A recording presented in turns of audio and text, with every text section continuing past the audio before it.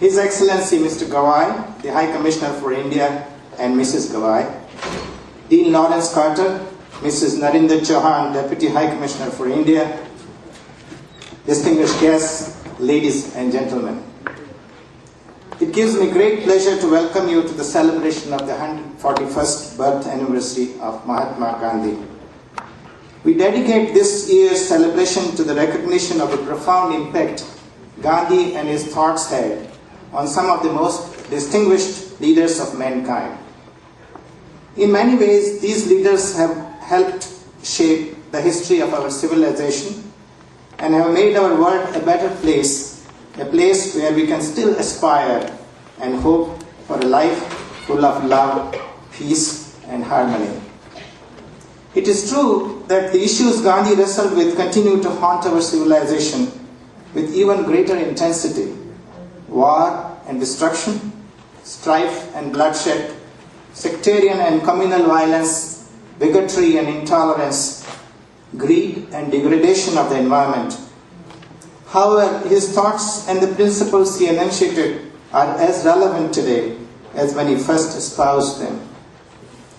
Among the leaders of our modern world who carried forward the torch that Gandhi lit was Martin Luther King, Jr., who was deeply influenced by Gandhi's principles of love and non-violence and their remarkable effectiveness as instruments in a peaceful struggle against social injustice.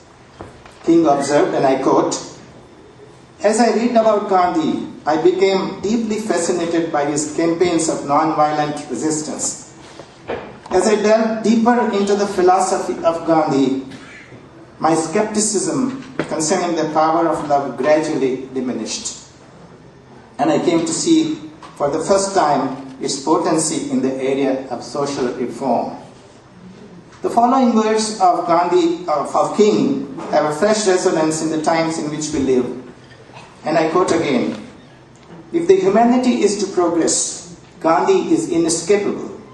He lived, thought, and acted inspired by the vision of a humanity evolving toward a world of peace and harmony. We may ignore him at our own risk," unquote. It gives me great pleasure to welcome here this afternoon Dean Lawrence Carter, who carries forward the legacy of Martin Luther King through his work at Morehouse College and indeed throughout USA and the wider world. Dr. Carter, who is our keynote speaker, will be introduced more appropriately later by my colleague, Dr. John Callahan. But I wish to add that having met him and heard him yesterday at the GKI Award, I found him to be both enlightened and inspirational, and we're really privileged to have him with us today. Another leader of our times who has spent his life working for a peaceful world founded on the Gandhian principles and ideals of love and non-violence, a world in which all individuals would realize their full potential for the common good of the mankind, is Daisaku Ikeda. Dr. Ikeda is the president of Soka Gakkai International, a lay Buddhist organization with some 20 million adherents in over 192 countries throughout the world. You might have visited the exhibition Gandhi King Ikeda, which is on exhibit in the lower branch next door, next building. The exhibition is entitled Gandhi King Ikeda, a legacy of building peace. If not, please take some time to visit. It will close tomorrow. The exhibition celebrates the lives of three outstanding individuals dedicated to bringing peace to our troubled world and provides the inspiration to hope and to dream about a future devoid of strife, suspicious, and senseless conflict. There were many facets to Gandhi's personality. He was a thinker, a social reformer, an educationist, an astute politician. But it was his humility, his disarming candor, his willingness to admit his faults, and the constant striving for truth that attracted prominent men and women from all walks of life and from all nationalities, all races, and all religions. It was by treading the path of self-discipline and self-inquiry that he rose from being a normal human being of no extraordinary talents and with many of human frailties to great heights, where he commanded the respect of millions not only in his own country but throughout the world.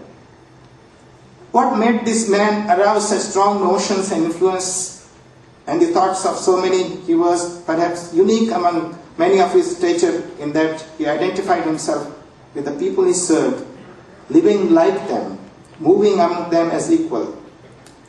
He had a sincere humility and tenderness in his character and a warmth in his heart, qualities that were reflected in his words, and he could be quite poetic at times. A friend of Gandhi once quoted for him these words from the Nobel laureate poet Rabindranath Tagore, and I quote, these are Tagore's words: "A man should be judged by the best moments of his life, by his loftiest creations, rather than by the smallness of everyday life." And Gandhi's response was quite stunning. He said, "Yes, that is true of the poet, for he has to bring down the lights of the stars upon this earth. But for men like me, you have to measure them not by the moments of greatness in their lives, but by the amount of dust they collect on their feet in the course of their life's journey." Unquote. Those are Gandhi's words. Ladies and gentlemen, on behalf of the Mahatma Gandhi Peace Council of Ottawa, the Carlton International, and Carlton's Technology Innovation Management Group, it gives me great pleasure to welcome you to this afternoon's celebration. Dr. Ante was hoping to be here, but she, for some unforeseen reason, could not be present.